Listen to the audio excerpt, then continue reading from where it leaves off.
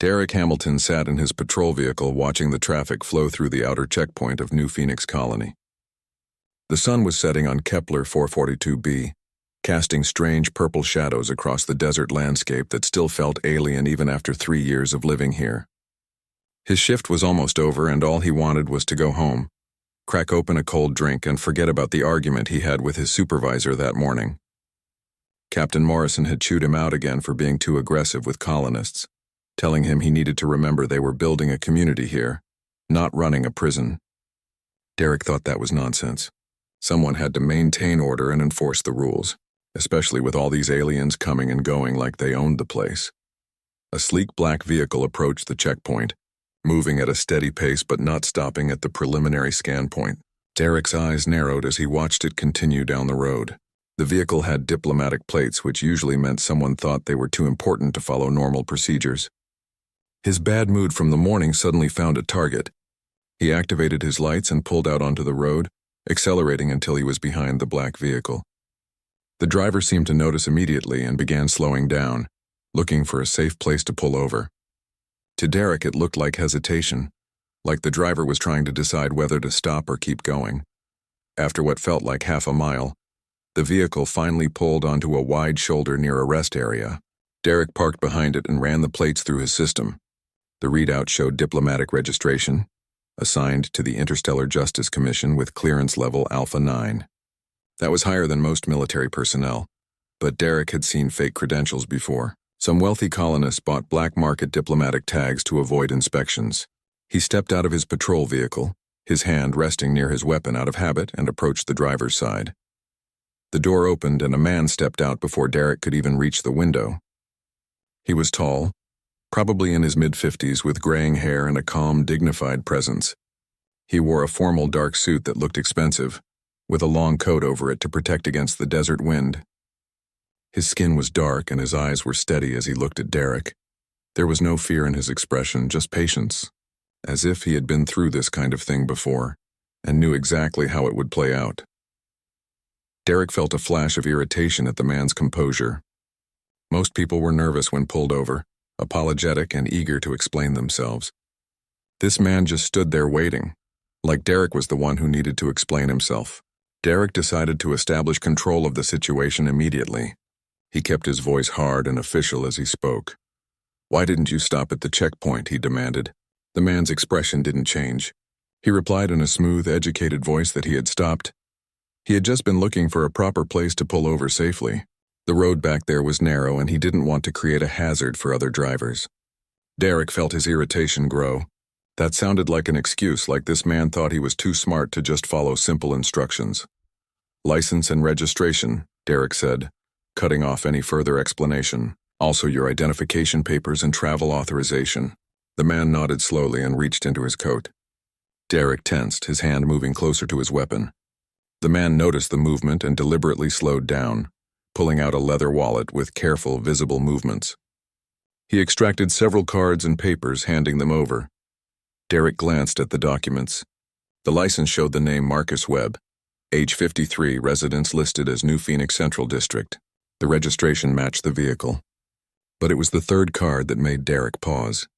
It was an Interstellar Justice Commission badge, identifying Marcus Webb as a federal judge serving on the Confederation Court. The badge had all the right security features: the holographic seal, the embedded chip, the authorization codes. But Derek had been warned about sophisticated forgeries. "This looks fake," Derek said flatly. Marcus's eyes narrowed slightly, the first crack in his calm exterior. He assured Derek it was genuine, and suggested he could verify it through official channels if he had any doubts. Derek felt a surge of anger at being told what to do. He had pulled this guy over and he would decide what was genuine and what wasn't. "Step away from the vehicle," Derek ordered. "Put your hands on the hood." Marcus didn't move immediately.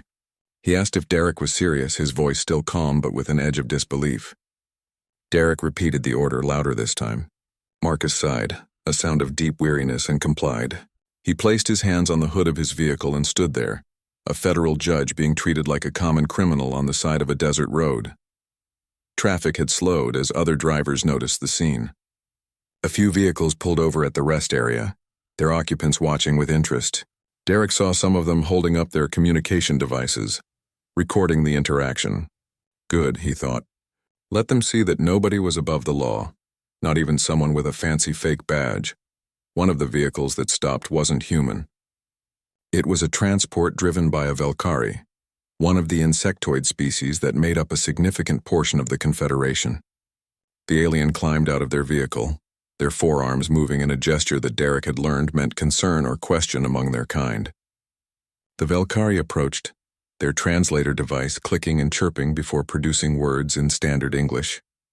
"Is there a problem here?" the alien asked. "Is this human in distress?" Derek turned on the Valkyrie, his patience completely gone now. He told the alien to get back in their vehicle and mind their own business. This was official human colony business and had nothing to do with them. The Valkyrie's antennae flattened against their head, a sign of offense or alarm. Marcus turned his head slightly, still keeping his hands on the vehicle, and told the Valkyrie in a gentle voice that everything was fine. He appreciated their concern, but he could handle the situation. Derek felt his blood pressure rising. Now this guy was giving orders to civilians while being detained. He stepped closer to Marcus and told him to stop talking. Marcus was making this worse for himself, Derek said, acting like he was in charge, like he was somebody important. Marcus turned his head further, meeting Derek's eyes. His expression was sad rather than angry. "Officer," Marcus said quietly, "you are making a serious mistake. I am asking you one more time to verify my credentials through official channels, before this situation becomes something neither of us wants." Derek laughed, a harsh sound without humor. He told Marcus that he had heard every excuse and every threat from people trying to talk their way out of tickets. The badge was fake, the attitude was suspicious, and Derek was going to get to the bottom of this. Derek pulled out his handheld scanner and began photographing Marcus's credentials without really looking at them. His hands were shaking slightly, not from fear but from adrenaline and anger. He had been disrespected all day, first by his captain and now by this man who stood there acting like he was above being questioned. The growing crowd of onlookers just made everything worse. Derek hated being watched while he worked, hated the feeling that everyone was judging his every move. Marcus remained perfectly still with his hands on the vehicle, but Derek could see the tension in his shoulders. The judge's voice stayed level as he spoke again. He said he understood Derek was doing his job, but this was unnecessary. He had committed no violation and his credentials were legitimate. If Derek would just call his supervisor or contact the Justice Commission, this could all be cleared up in minutes. Derek ignored him and continued his inspection of the vehicle, walking around it slowly and looking for any excuse to extend the stop. More vehicles had pulled over now. Derek counted at least 6, maybe 7 people watching and recording. Among them was an older human man who had gotten out of his truck and was standing with his arms crossed. The man looked military. Something about the way he stood and the way his eyes tracked Derek's movements. Derek felt a flash of resentment. Everyone always had opinions about how cops should do their jobs, but nobody wanted to actually do the work themselves. The Valkyrie who had spoken earlier had not left. They stood near their transport, their large compound eyes fixed on the scene. Derek could see the alien's translator device still active, probably recording everything and sending it back to whatever hive or nest or whatever they called home. Derek walked over to the Valkyrie and told them again to leave. The alien's antennae twitched and their translator clicked rapidly before speaking. "This human is clearly a person of status," the Valkyrie said. "His vehicle, his clothing, his manner of speech all indicate high social rank. You are treating him with disrespect. I am concerned this is a violation of Confederation protocols regarding dignitary treatment." Derek felt his face flush with heat. Now the alien was lecturing him about protocols, about how to do his job on a human colony. "Listen carefully," Derek said, speaking slowly like he was talking to a child. "This is human territory. Human laws apply here. I don't care what your Confederation protocols say. If you don't get back in your vehicle right now, I will cite you for obstruction of justice and interference with an officer. Do you understand me?" The Valkyrie's entire body seemed to shrink back, their antennae going completely flat. They retreated to their transport without another word but didn't leave. They just sat there in the driver's seat watching. Marcus had turned around now, no longer touching the vehicle.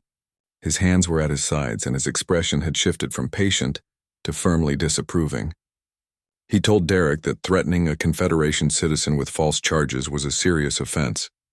The Valkyrie had every right to observe and even to intervene if they witnessed rights violations. Derek was now violating not just colony law but Confederation law. Derek stepped closer to Marcus, invading his personal space deliberately. "You think you can tell me about the law?" Derek said. "You with your fake badge and your fancy suit? I've dealt with con artists before. You all have the same act. You act confident, you use big words, you try to intimidate. But I see right through it." Marcus didn't step back. He held his ground and looked Derek directly in the eyes. His voice dropped lower, quieter, but somehow more commanding. "I am not trying to intimidate you," Marcus said. "I am trying to save you from making a mistake that will end your career. My name is Marcus Webb. I am a federal judge on the Interstellar Court of Justice. 6 months ago, I successfully negotiated expansion rights for human colonies against opposition from 4 major alien factions. Yesterday, I gave the keynote address at the Confederation Council session, currently being held in New Phoenix Central. I am telling you this not to boast, but to make you understand the situation you are creating." Derek laughed again, but this time it sounded forced even to his own ears. He told Marcus that was a great story, but he wasn't buying it. If Marcus really was this important judge, he would have a security detail. He would have advance clearance. He wouldn't be driving around alone in the outer sectors. Marcus closed his eyes for a moment, taking a deep breath. "I was visiting the memorial site at Crater Ridge," Marcus explained. "I go there alone every few months to pay my respects to the colonists who died during the first landing. I don't bring security because I value my privacy, and because I believe I should be able to move freely in human territory without fear of harassment." Apparently I was wrong about that last part. Derek felt something uncertain stirring in his gut, but he pushed it away. He was committed now. Too many people were watching, and if he backed down, if he admitted he might be wrong, he would look weak. He would look like he had been intimidated by smooth talking and fancy credentials. He pulled out his communicator and called the station. The line clicked and Sergeant Linda Hayes answered. Her voice was relaxed, probably thinking this was just another routine check-in. Derek told her he had pulled over a suspicious individual who was claiming to be a federal judge named Marcus Webb. The vehicle had diplomatic plates, but Derek suspected they were forged. He requested backup and guidance on how to proceed with verification. There was a long pause on the other end. Derek could hear background noise, voices, and equipment beeping, but Linda didn't speak. When she finally responded, her voice had completely changed. The relaxed tone was gone, replaced by something tight and worried. "Say that name again," Linda said. Derek repeated it, spelling it out slowly. "Marcus Webb. Judge Marcus Webb, claiming to be with the Interstellar Court of Justice." Another pause, longer this time. Derek heard Linda talking to someone else in the background. Her voice muffled like she had covered the communicator. When she came back on, she sounded stressed. "Derek," Linda said carefully, "I need you to listen to me very closely. Are you listening?" Derek confirmed he was listening, feeling that uncertain sensation in his gut growing stronger. Linda told him to immediately return Judge Webb's credentials, apologize sincerely, and allow him to leave. Derek protested. He said he hadn't finished his investigation, and he wasn't going to just let someone go because they had a convincing story. "This is not a suggestion," Linda said, her voice rising. "This is a direct order. Marcus Webb is exactly who he says he is. He is one of the most important humans in the entire Confederation. He is the man who negotiated our colony rights. He is the reason we are allowed to be on this planet at all. You have made a catastrophic error, and if you do not fix it immediately, your career is over." Derek felt the blood draining from his face, but stubbornness and pride kept him talking. He said Linda was overreacting. Even if this guy was really a judge, Derek had legitimate reasons for the stop. The vehicle hadn't stopped at the checkpoint properly. The credentials had looked suspicious. He was just doing his job and following procedures. Linda's voice became very quiet and very cold. She told Derek that Judge Webb was the keynote speaker at the Confederation Council session yesterday. Every major news network in the colony covered it. His face had been on every screen in New Phoenix. The fact that Derek didn't recognize one of the most famous humans in the entire colony showed exactly how little attention he paid to anything beyond his own narrow view of the world. She was sending a supervisor immediately, and Derek was to keep his mouth shut until they arrived. The communicator went dead. Derek stood there holding it, feeling like the ground had dropped out from beneath him. He looked at Marcus, who was watching him with that same sad expression. The judge didn't look angry or triumphant. He just looked disappointed, like he had hoped for better and received exactly what he expected. The desert wind picked up, blowing dust across the roadway and making the onlookers shield their eyes. Derek stood frozen, still holding his communicator like it might suddenly deliver different information if he just waited long enough. His mind was racing, trying to process what Linda had told him. Marcus Webb, the man with his hands on the vehicle hood just minutes ago, was supposed to be some kind of hero, the man who made it possible for humans to spread across the stars. It had to be a mistake. It had to be someone with a similar name. Derek looked at Marcus again, really looked at him this time. The expensive suit, the calm dignity even in a humiliating situation, the way he spoke with such precision and authority, the way everyone who stopped seemed to recognize that something was wrong with how Derek was handling things. That military-looking man was shaking his head slowly, his expression disgusted. The Valkyrie was still in their transport, probably reporting every detail to their embassy. And Marcus just stood there, waiting patiently for Derek to figure out what he had done. Derek's hands fumbled with the credentials still in his pocket. He pulled them out and looked at them again, actually reading them this time instead of just dismissing them. The Interstellar Justice Commission badge had a registration number. Derek pulled up the verification database on his handheld scanner, something he should have done immediately, and entered the number. The screen flashed green and displayed a full profile. Marcus Webb, appointed federal judge, Interstellar Court of Justice, serving term began 4 years ago. Previous service as chief negotiator for human colonial expansion. Awards and commendations from both human and alien governments. Security clearance Alpha 9, which meant he had access to areas and information that most military commanders would never see. Current assignment coordinating the Confederation Council session in New Phoenix regarding expansion of human settlement rights to 6 additional worlds. Expected duration of stay in colony, 2 more weeks. The photograph matched perfectly. Derek felt his stomach twist into knots. This was real. This was actually happening. He had just treated one of the most important humans in the galaxy like a criminal on the side of the road. His career wasn't just over. It was destroyed so thoroughly that he would be lucky to get a job cleaning waste recyclers. He looked up from the scanner to find Marcus watching him. The judge's expression hadn't changed, but there was something in his eyes now, a kind of weary knowledge. "You see it now," Marcus said quietly. Derek couldn't speak. His throat felt closed, his mouth dry. He tried to form an apology, but the words wouldn't come out. What could he possibly say that would make this better? How could he explain that he was just having a bad day, that he was angry at his captain, that he let his frustration and pride override his judgment? None of that mattered now. None of that would undo what he had done. The sound of approaching vehicles made Derek turn. 3 official transports were coming down the road, moving fast with their emergency lights activated. They pulled up around Derek's patrol vehicle, boxing it in.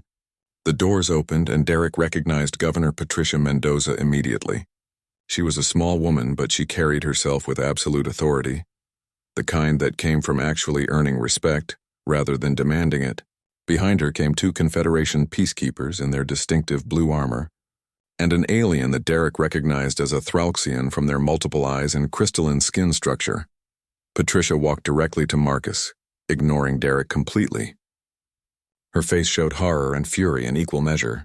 She spoke to Marcus with deep respect, calling him Your Honor and apologizing profusely. She said she had been in a council meeting when she received an emergency alert that he had been detained. She couldn't believe it had happened, and she took full responsibility for the failure in training that had led to this incident. Marcus accepted her apology with grace. He told Patricia that mistakes happen and he didn't hold her personally responsible. People get tired, they get stressed. They sometimes make poor decisions. What mattered now was how the situation was resolved and what steps would be taken to prevent similar incidents. His voice was gentle but firm, and Derek realized the judge was being far kinder than Derek deserved. Patricia nodded and then turned to Derek. The gentleness she had shown Marcus was completely absent now. Her eyes were hard and her voice was ice. She asked Derek if he had any idea what he had just done. Did he understand that he had detained and humiliated the man who personally argued before the Confederation, High Council for Humanity's right to exist beyond Earth? Did he comprehend that Marcus Webb had stood alone against 4 hostile alien factions, who wanted humans quarantined, who argued that humans were too violent and too unpredictable to be trusted in the greater galaxy? Derek managed to shake his head. He hadn't known. He hadn't recognized Marcus from the news because Derek never watched the news. He found it boring, all politics and speeches. He preferred action shows and sports. Patricia's expression suggested that his ignorance was not an acceptable excuse. 6 months ago, Patricia continued, Judge Webb spent 3 weeks in continuous negotiation sessions, barely sleeping, working 20-hour days to counter every argument against human expansion. He brought evidence of human cooperation, human innovation, human capacity for growth. He made deals, traded favors, called in every relationship he had built over 4 years of service. And he won. He secured rights for humans to settle on 12 worlds, including this one. New Phoenix exists because of him. The home you go back to every night exists because of him. The Thralxian diplomat stepped forward, their multiple eyes blinking in a pattern that Derek had learned meant serious attention. The alien's translator device produced a melodious voice that somehow conveyed disapproval. The diplomat said they had observed the interaction from their vehicle, having been traveling behind Judge Webb on the same road. They had witnessed the entire stop from the moment Derek activated his lights. They would be required to file a full report with the Confederation Council. Such treatment of a high-ranking official raised serious questions about human readiness for expanded settlement rights. Derek felt panic rising in his chest. This wasn't just about his career anymore. This was about humanity's reputation, about the future of colonization, about everything that mattered to the millions of humans who had left Earth looking for new lives. And he had thrown it all into jeopardy because he was having a bad day and wanted to feel powerful. The military-looking man who had been watching approached the group. He identified himself as Greg Foster, former captain in the Confederation Defense Forces, retired. He told Patricia that he had recorded the entire interaction and would be happy to provide it as evidence. He had recognized Judge Webb immediately and had been appalled by the officer's conduct. He had watched Derek dismiss legitimate credentials, threaten a Confederation citizen, and escalate a situation that should have taken 2 minutes to resolve peacefully. Patricia thanked Greg and assured him the recording would be needed. She turned back to Derek and informed him he was suspended immediately, effective now. He was to surrender his badge and weapon. A formal investigation would begin within 24 hours. Derek fumbled with his badge, his hands shaking as he unpinned it. The weight of it felt different now, heavier somehow. He handed it to Patricia along with his weapon. Marcus spoke again, his voice quiet but clear. He said he didn't want this to be about revenge or punishment for its own sake. What he wanted was for this to be a learning moment, a chance to examine why it happened and how to prevent it in the future. He looked at Derek directly. He said Derek wasn't the first person to treat him this way, and probably wouldn't be the last. The question was what Derek would learn from it. Derek finally found his voice. He said he was sorry, but the words came out hollow and inadequate. Marcus nodded slowly but didn't say anything in response. Patricia told Derek to go home and wait for official contact. He was not to discuss the incident with anyone except during the investigation. Derek walked to his patrol vehicle, aware that everyone was watching him. He climbed in and started the engine, his hands still shaking. As he pulled away, he looked in his mirror and saw Marcus talking calmly with the governor and the Thralxian diplomat. The judge looked completely composed, like being treated like a criminal was just another day at the office. Derek realized that it probably was. Derek drove home in a daze, barely aware of the traffic around him. His apartment was in the lower district of New Phoenix, a cluster of prefabricated buildings that housed most of the working-class colonists. The structures were functional but plain, nothing like the elegant towers in the central district where people like Marcus Webb probably lived. Derek parked in his assigned spot and sat in his vehicle for a long time, staring at nothing. His communicator buzzed constantly with messages. Other officers asking what happened, friends wondering why he left his shift early, his sister checking if he was all right. Derek ignored them all. He climbed out and walked to his apartment, his legs feeling heavy. Inside, the small space felt suffocating. He collapsed onto his couch and turned on the newsfeed, something he never did. The incident was already the top story. The headline read, Federal judge detained by colony officer in shocking incident. And below it was a photograph of Marcus standing by his vehicle with his hands on the hood. Someone had captured it perfectly, showing the dignity in his posture even in that humiliating position. Derek felt sick looking at it. The news anchor was explaining who Marcus Webb was, showing footage from his speech at the Confederation Council the previous day.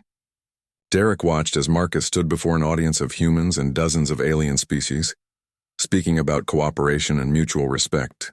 The judge talked about how humanity had to prove itself worthy of joining the greater galactic community, how humans had to demonstrate they could move beyond their old prejudices and embrace diversity. The irony was crushing. The report cut to interview clips with colony citizens.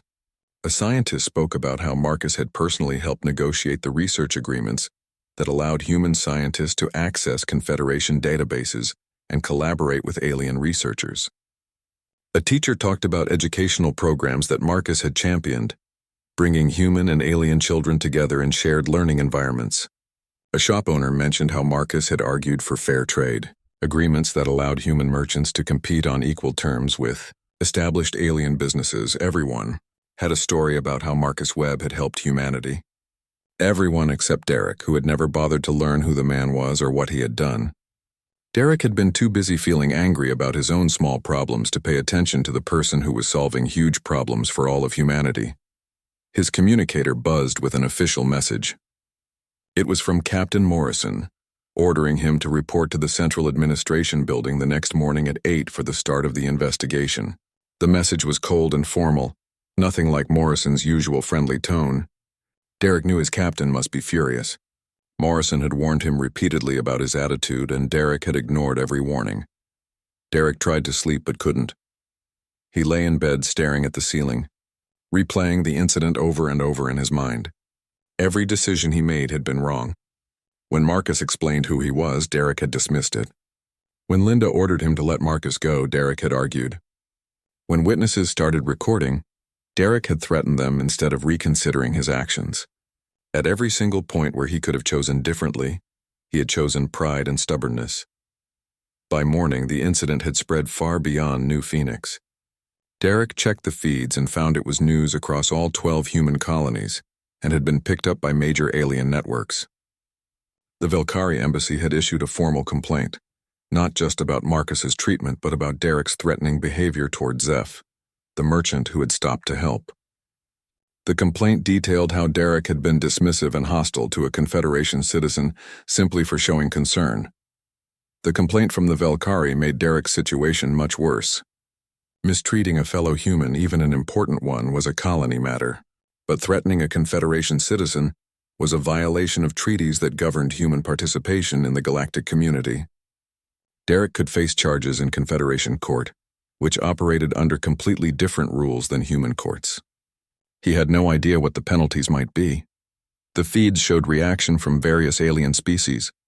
A Thrausian political commentator called the incident deeply concerning and questioned whether humans truly understood the responsibilities that came with their expanded settlement rights. A Corthan educator suggested that human law enforcement training was inadequate and needed Confederation oversight.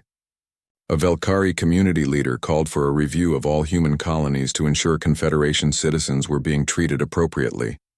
But it was the human reactions that hurt most. Veterans who had served alongside Marcus in negotiation sessions expressed betrayal and anger. One former diplomat wrote a long editorial about how they had watched Marcus endure countless insults and challenges from alien skeptics, always maintaining his composure and professionalism, only to be treated worse by one of his own people. Scientists and colonists shared stories of Marcus's kindness and dedication, painting a picture of a man who genuinely cared about humanity's future. Derek showered and dressed in civilian clothes, no longer having a uniform to wear.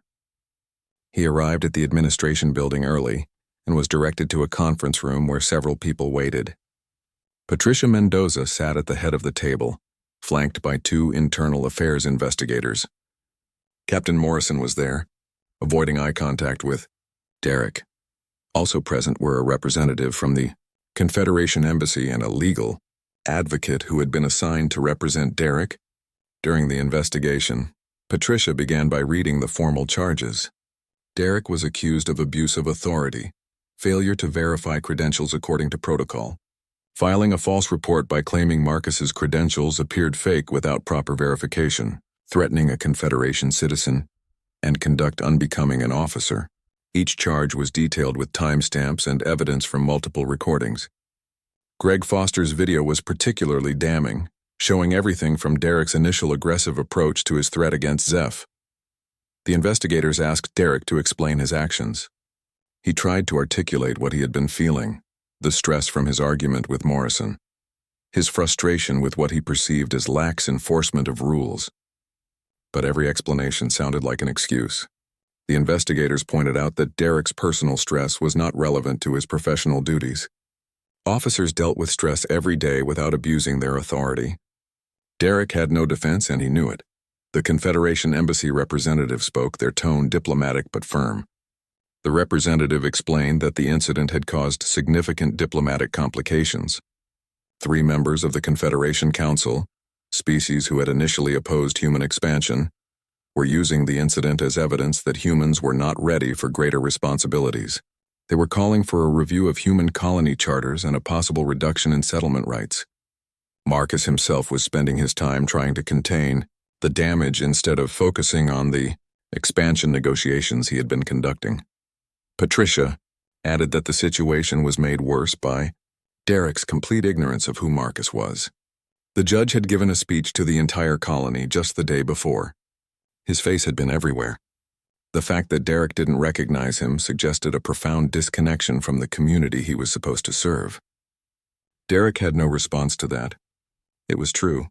He had been so focused on his own narrow world that he never looked beyond it. Captain Morrison finally spoke, his voice heavy with disappointment. He said Derek had ignored every attempt at correction, every warning about his attitude. Morrison had tried to help Derek become a better officer, but Derek had resisted at every turn. Morrison had seen potential in Derek once, had thought he could develop into a good peace officer. But Derek had proven him wrong. Morrison said he felt personally responsible for not acting sooner to remove Derek from duty. The legal advocate assigned to Derek explained his options. Derek could contest the charges and request a formal hearing, which would likely result in everything becoming even more public. The videos would be shown, witnesses would testify, and the process would drag on for months. Or Derek could accept responsibility, cooperate with the investigation, and hope for leniency in sentencing. Given the overwhelming evidence, the advocate strongly recommended the second option. Derek asked what would happen if he cooperated. Patricia was blunt. He would lose his position, that was certain. He would face criminal charges for the threat against Zeph. He would be barred from law enforcement work anywhere in human space. Beyond that, the penalties would depend on how much damage his actions caused to humanity's diplomatic standing. If Marcus succeeded in containing the situation, Derek might face only community service and mandatory training. If the Confederation Council voted to reduce human settlement rights because of this incident, Derek could face much harsher penalties. Derek realized with crushing clarity that his actions had put everything at risk. Families who had traveled across space to start new lives, children who had never known Earth, scientists working on breakthrough research. All of them depended on humanity maintaining good standing in the Confederation. And Derek had jeopardized it all because he couldn't control his temper. The investigation moved quickly as more witnesses came forward with recordings and testimony.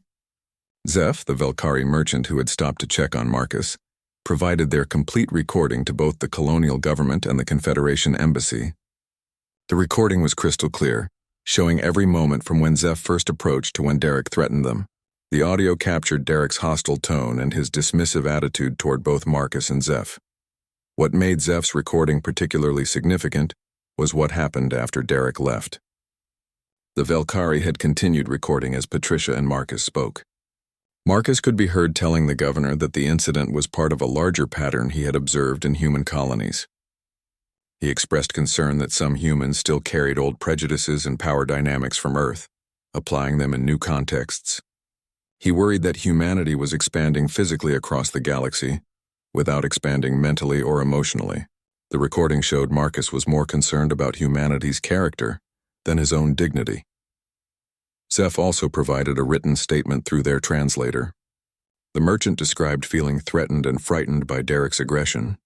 Zeph had been traveling human space for 2 years, conducting trade and building relationships between Velkari and human merchants. This was the first time a human authority figure had treated them with such disrespect. Zeph's statement noted that if human officers behaved this way toward a federal judge and a peaceful merchant, what did it mean for vulnerable aliens or humans without power? The question resonated deeply in Confederation circles. Greg Foster, the retired military captain, provided not just his recording but context that made Derek's behavior even worse.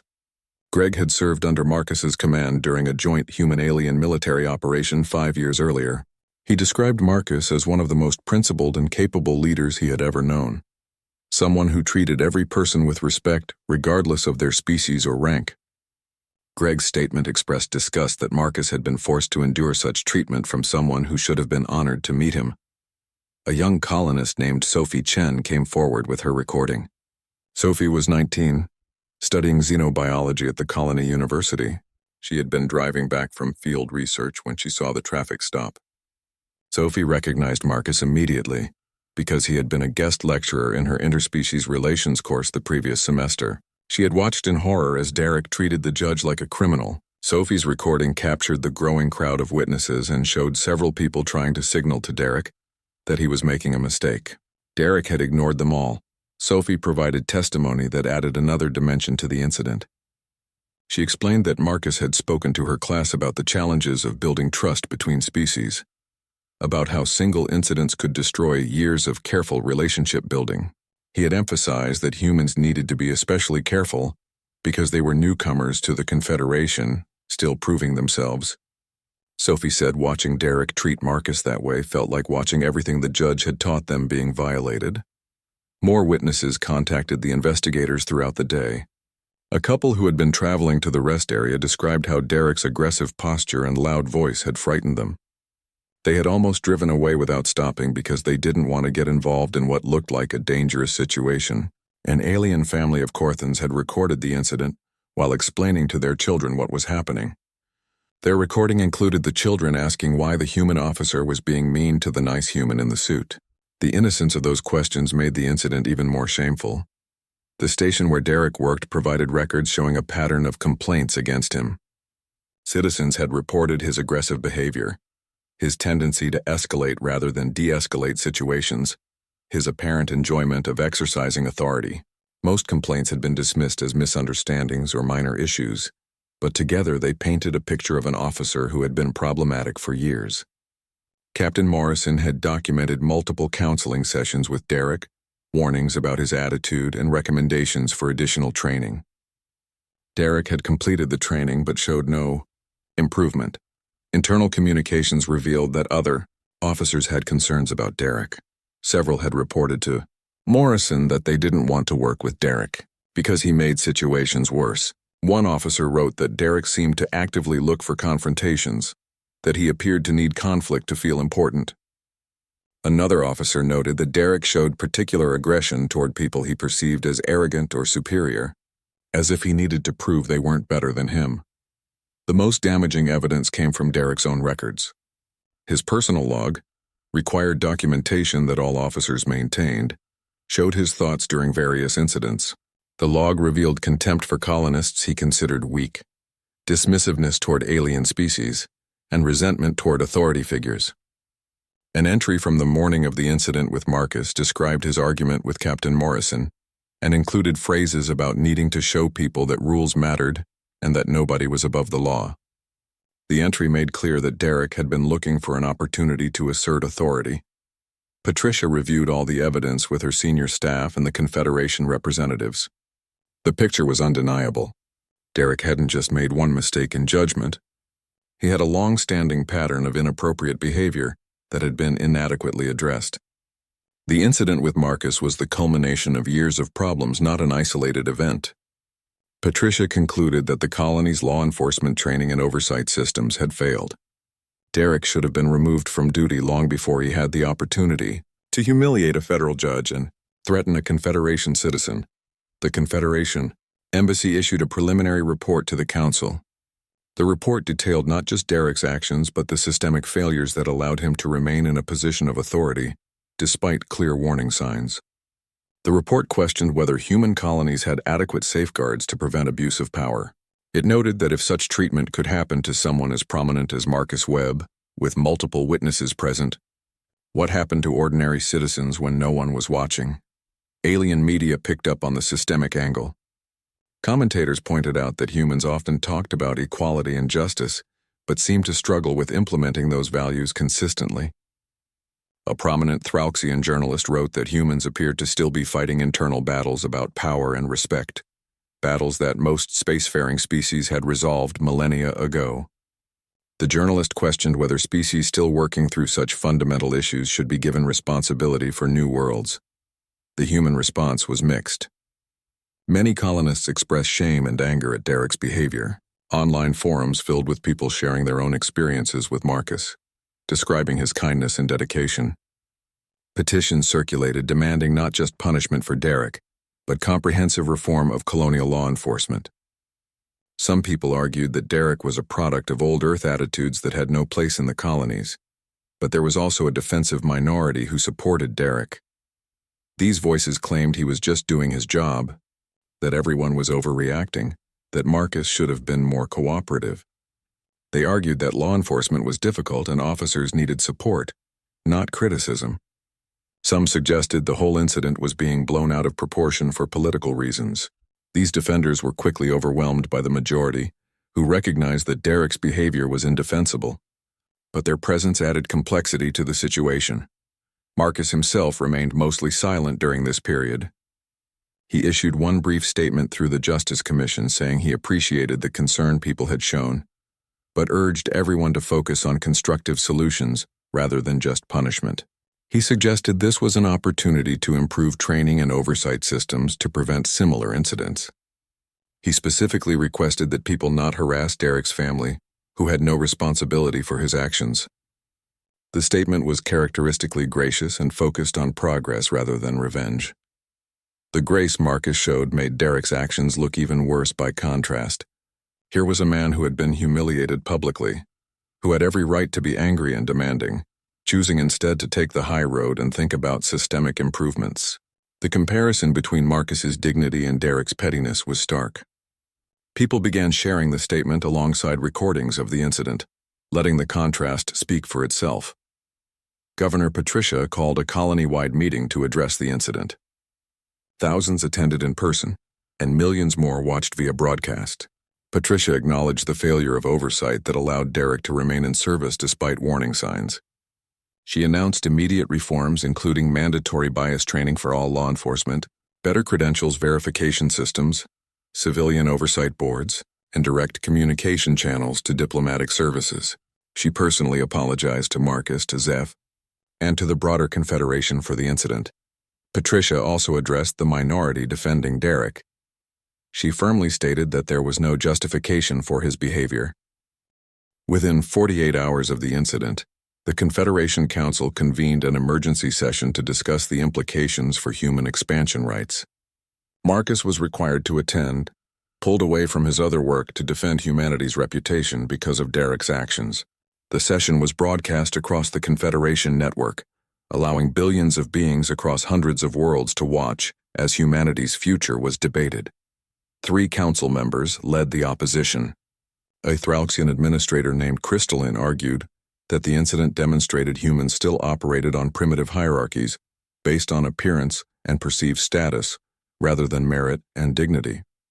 A Corthan philosopher called Deep Thought suggested humans were emotionally immature as a species, prone to letting personal feelings override professional judgment. A Velkari representative named Harmony pointed to Derek's treatment of Zeph as evidence that humans viewed other species as lesser beings, despite claims of equality.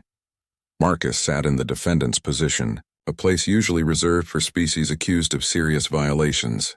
He listened as the 3 council members detailed every flaw they saw in human character. They brought up historical examples of human conflict, prejudice, and violence. They questioned whether a species that had nearly destroyed its own planet through warfare and environmental damage should be trusted with others. They asked how the council could grant expanded settlement rights when a human officer couldn't even treat a human judge with basic respect.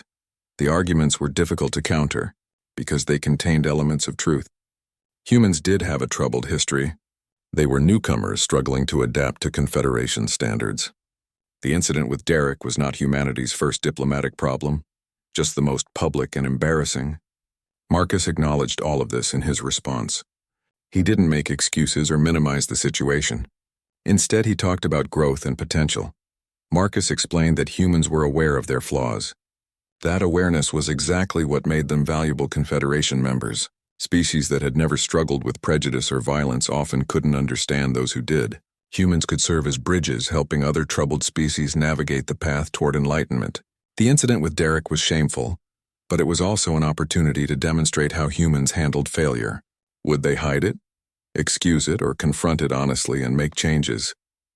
He detailed the swift response from Governor Patricia, the immediate suspension and investigation of Derek, the implementation of new training and oversight systems. He mentioned the overwhelming majority of humans who expressed shame and demanded better.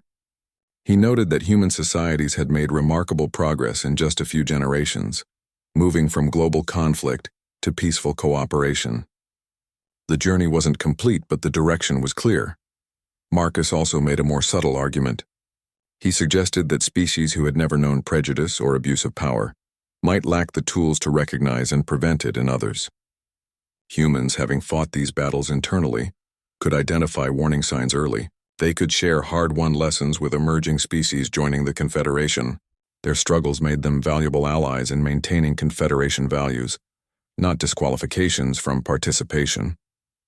The session lasted for 6 hours. By the end, no vote was taken, but the tone had shifted slightly. The 3 opposing council members maintained their skepticism, but several others spoke in support of giving humanity another chance. A Zentari elder noted that every species made mistakes and growth required the opportunity to learn from them. A Morphoid collective representative suggested that harsh punishment for one individual's actions would be unjust to millions of innocent humans. Back on New Phoenix, Derek watched the broadcast from his apartment. Seeing Marcus defend humanity while sitting in a position usually reserved for criminals was unbearable.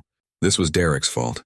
Marcus should have been presenting expansion proposals and celebrating human achievements. Instead, he was fighting to preserve what already existed. Derek had single-handedly set back years of progress. The economic impact became clear quickly.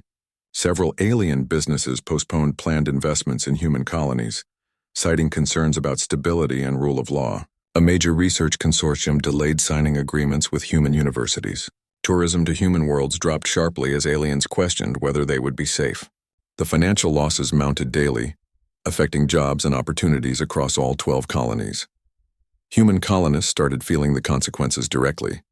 A group of scientists lost funding when their alien research partners withdrew from a joint project. A construction crew was laid off when a Corthan company canceled plans for a new facility. Merchant families saw their businesses decline as alien customers stayed away. People who had nothing to do with Derek's actions suffered because of them. The social impact was equally significant.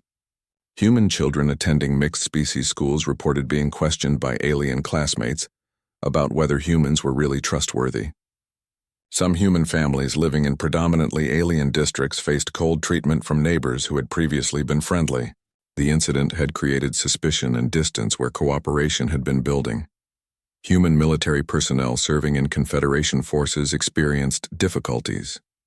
Some alien colleagues expressed doubt about whether humans could be relied upon to follow protocols and respect authority.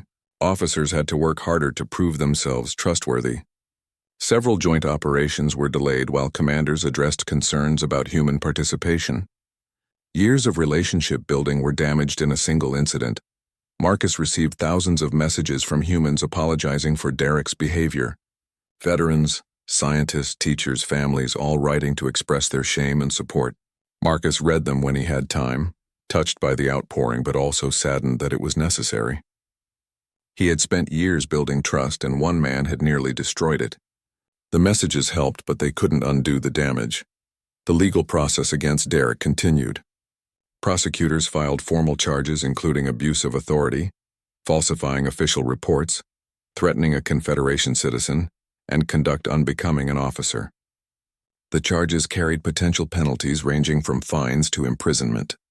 The most serious charge threatening Zeph was a Confederation offense that could result in Derek being banned from leaving New Phoenix for years, or even being extradited to face justice in a Valkyrie court. Derek met with his legal advocate to discuss options.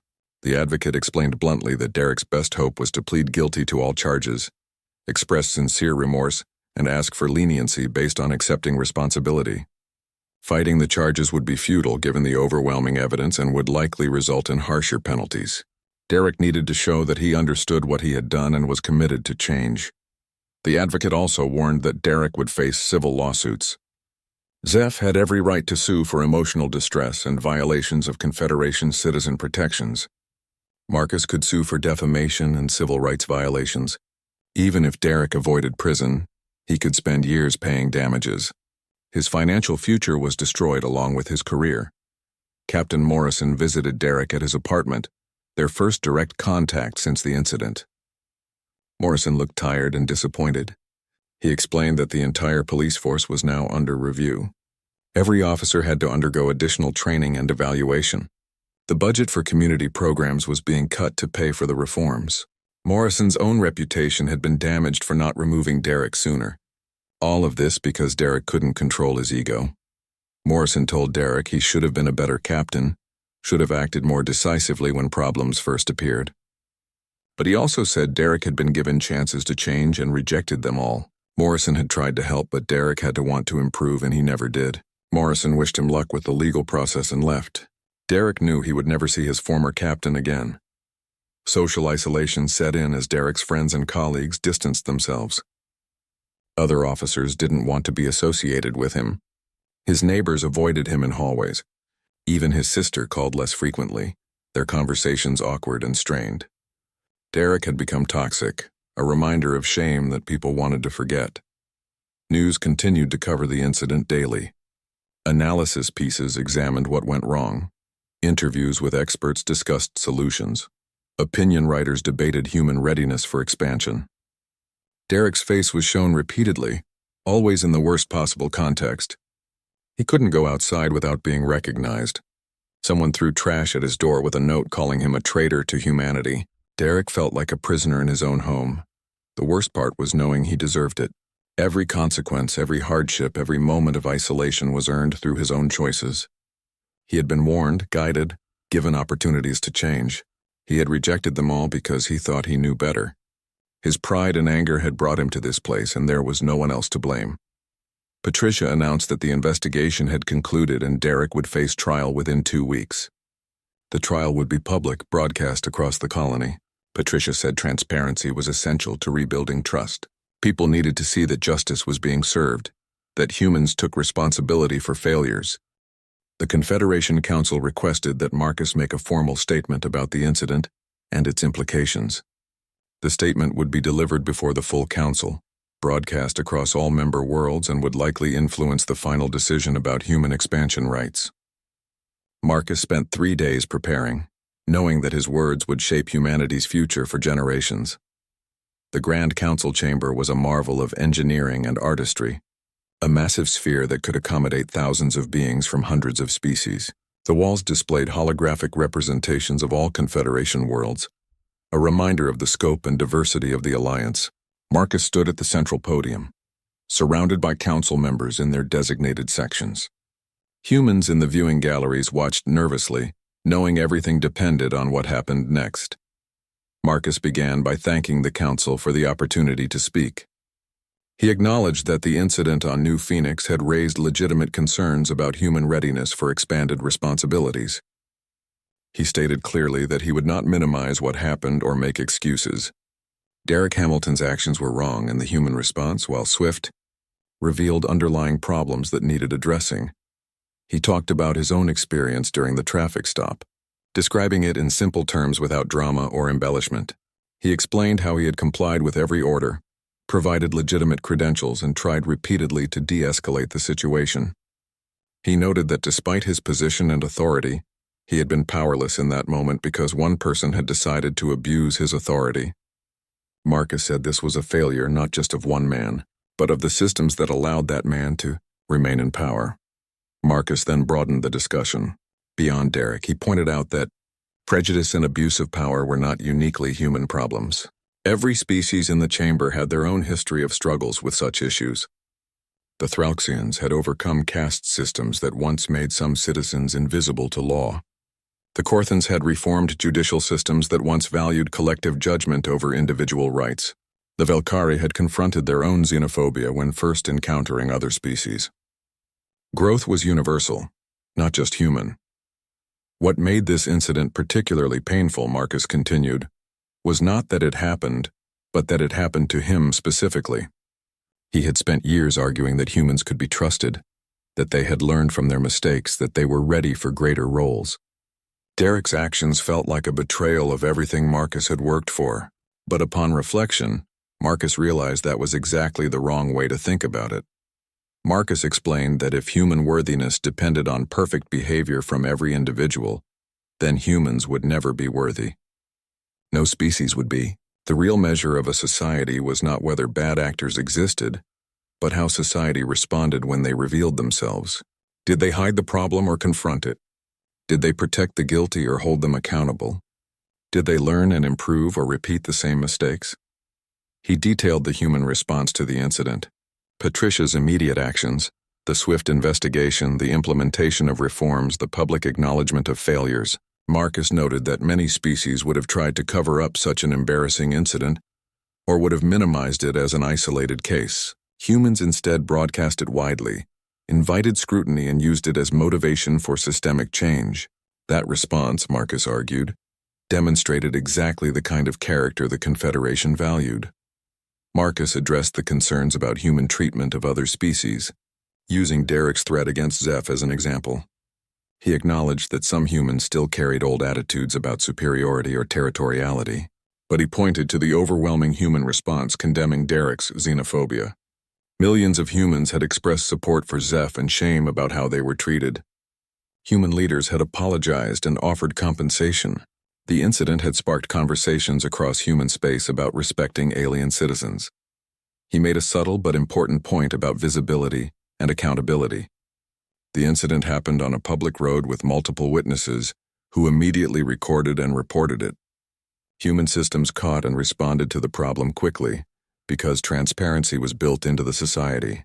Marcus suggested this was preferable to cultures where such incidents might happen hidden from view, with no accountability at all. Humans were messy and public with their failures, but they were also quick to address them. Marcus talked about his own journey with prejudice and discrimination.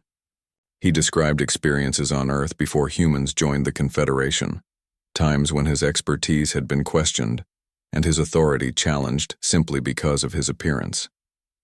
He had learned that progress was not linear, that setbacks happened, but the overall trajectory was toward justice and equality if people kept working for it. He spoke directly to the 3 council members who had been most critical of human expansion. Marcus told them he understood their concerns because he had shared them. When he first took his position, he had doubts about whether humanity was ready.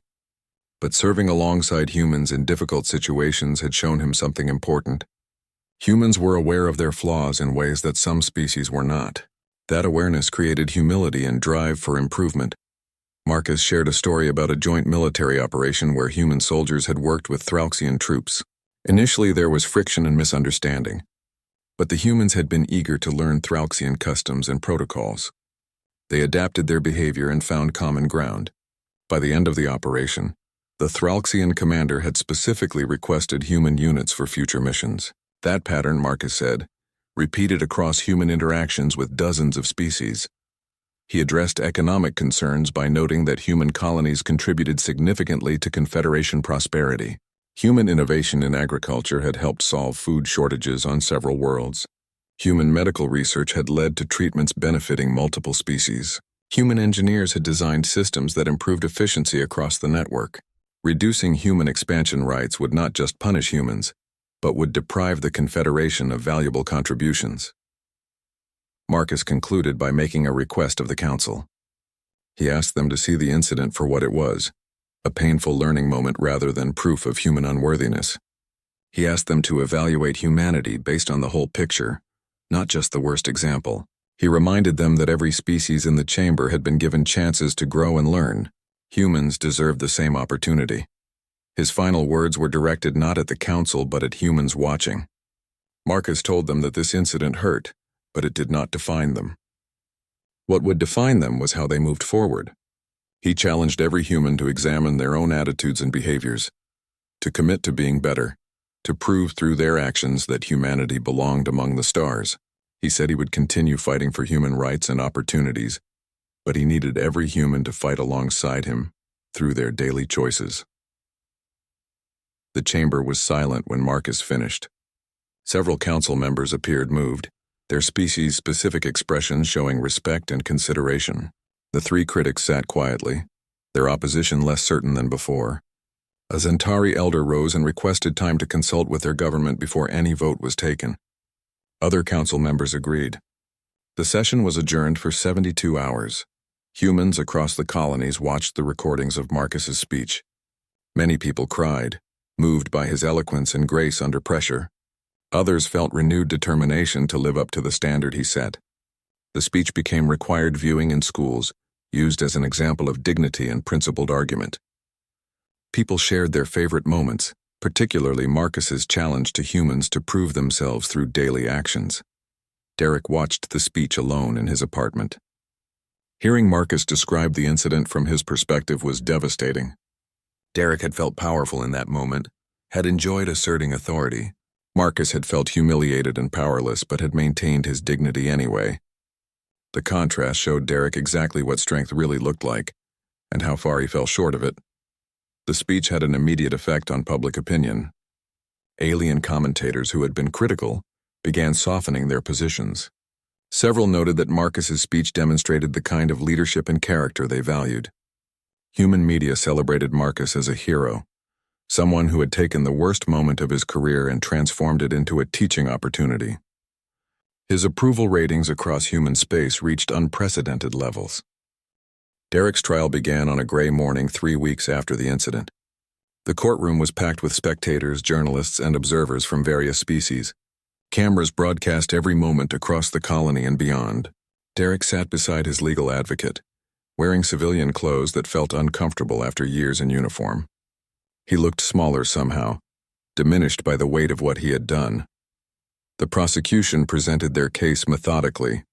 They showed the recordings from multiple angles, letting Derek's own words and actions speak for themselves. They called witnesses who described Derek's aggression and his dismissal of legitimate credentials. Greg Foster testified about recognizing Marcus immediately and watching in horror as Derek escalated the situation. Sophie Chen explained how Derek had ignored obvious signs that he was making a mistake. Zeph appeared via holographic link, describing their fear and confusion at being threatened simply for showing concern. Captain Morrison took the stand and detailed Derek's history of complaints and warnings. He showed documentation of counseling sessions, training recommendations, and disciplinary actions. Morrison's voice was heavy with regret as he admitted he should have removed Derek from duty earlier. The pattern was clear, and Derek had ignored every opportunity to change. The defense had little to offer. Derek's advocate emphasized that he was accepting responsibility and showing remorse. The advocate portrayed Derek as someone who made terrible decisions but was not fundamentally evil. He was a man who let stress and ego override his judgment, who got caught in a moment of power and couldn't back down. The advocate asked for leniency based on Derek's cooperation and his potential for rehabilitation. When asked if he wanted to speak, Derek stood slowly. His prepared statement felt inadequate, but he read it anyway. He apologized to Marcus for the humiliation and disrespect. He apologized to Zeph for the threat and fear he had caused. He apologized to his fellow officers for bringing shame to their profession. He apologized to all humans for damaging their reputation. The words were sincere but hollow, unable to undo the harm. Derek tried to explain what had been going through his mind, but it sounded pathetic even to him. He talked about feeling disrespected, about wanting to maintain authority, about not recognizing Marcus. Every explanation revealed the selfishness and smallness of his motivations. He had risked humanity's future because his feelings were hurt. He had threatened an innocent merchant because they questioned his judgment. There was no explaining that in a way that made it acceptable. The judge, a stern woman named Helen Porter, listened to everything before delivering her verdict. She found Derek guilty on all charges: the abuse of authority, The false reports, the threat against a Confederation citizen, all proven beyond doubt. She noted that Derek's position of trust made his crimes more serious. Officers were supposed to protect citizens, not victimize them. Derek had betrayed that trust completely. Judge Porter sentenced Derek to immediate termination from law enforcement, permanent ban from any security or police work in human space, 2 years of supervised community service working with alien integration programs, mandatory counseling and bias training, and a fine of 50,000 credits to be paid to a fund supporting Confederation cultural exchange programs. Additionally, Derek was placed on probation for 5 years. Any violation would result in immediate imprisonment.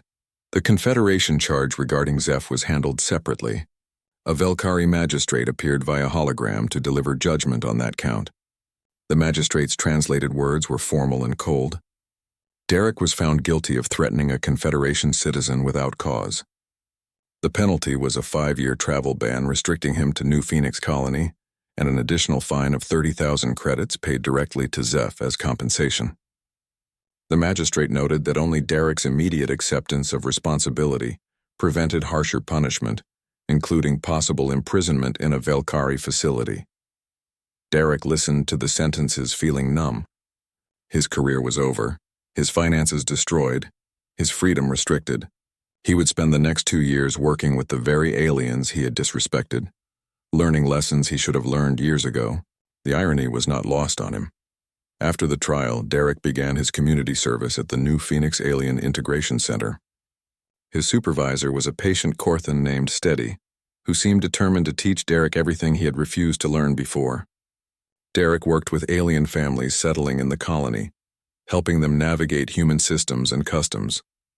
The work was humbling, showing him how difficult it was to adapt to a new world and how much courage it took to seek a better life in an unfamiliar place. He met Velkari merchants like Zeph, learning about their culture and their challenges doing business in human space. He worked with Thralxian students trying to understand human educational systems. He assisted Zentari elders who struggled with human technology.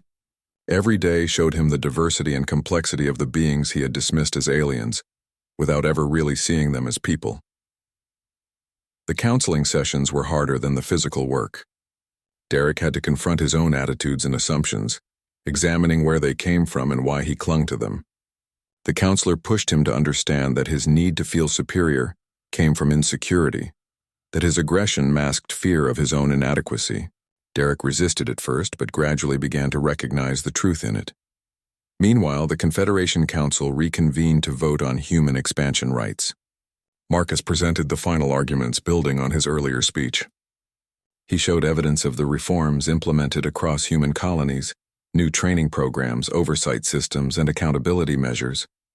He presented testimonials from alien citizens living in human space, most expressing positive experiences.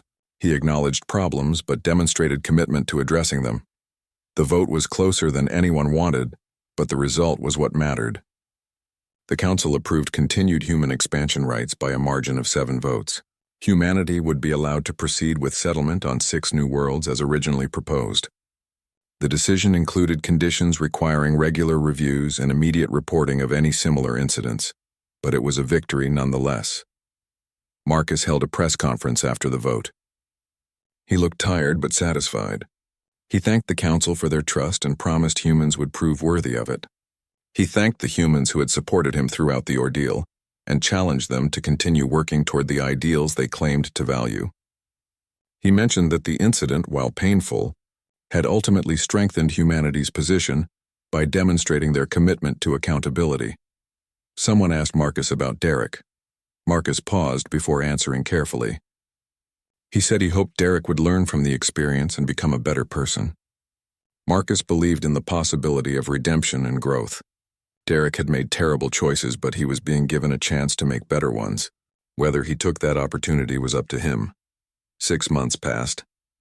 Derek continued his community service, slowly developing genuine respect for the beings he worked with. He began to understand their perspectives and appreciate their contributions to the colony. The anger and resentment that had defined him for so long gradually faded, replaced by something resembling humility. He would never be proud of what he had done, but he was learning to be better than he had been. Governor Patricia implemented comprehensive reforms across all human colonies. Law enforcement training tripled in length, with heavy emphasis on cultural competency and de-escalation. Civilian oversight boards were established with representation from both human and alien communities. Direct communication channels to diplomatic services ensured that officers could instantly verify credentials and get guidance on sensitive situations. The changes were expensive and difficult but necessary. New Phoenix erected a memorial in the Central Plaza. It was a simple but powerful sculpture showing Marcus seated at a negotiating table, surrounded by holographic representations of the various alien species he had worked with. The inscription read, "Judge Marcus Webb, whose dignity in the face of injustice reminded us who we aspire to be." The memorial became a popular gathering place, a reminder of both humanity's capacity for failure and its commitment to doing better. Marcus returned to his regular duties at the Interstellar Court of Justice. He worked on cases involving rights disputes, treaty interpretations, and diplomatic conflicts. He continued to advocate for human interest while maintaining the impartiality his position required. The incident became part of his story, but not the defining part. He was known for his entire body of work, not just one terrible day. Derek completed his 2 years of community service. Steady, his Corthan supervisor, gave him a positive evaluation noting significant personal growth. Derek had transformed from an angry, resentful man into someone capable of empathy and genuine service. It didn't erase what he had done, but it showed change was possible. After finishing his service, Derek took a job as a civilian worker at a cargo facility, loading and unloading shipments. The work was honest and humble, exactly what he needed. One day, nearly 3 years after the incident, Derek saw Marcus at a cafe in the Central District. The judge was having coffee with several alien colleagues discussing something with animated gestures.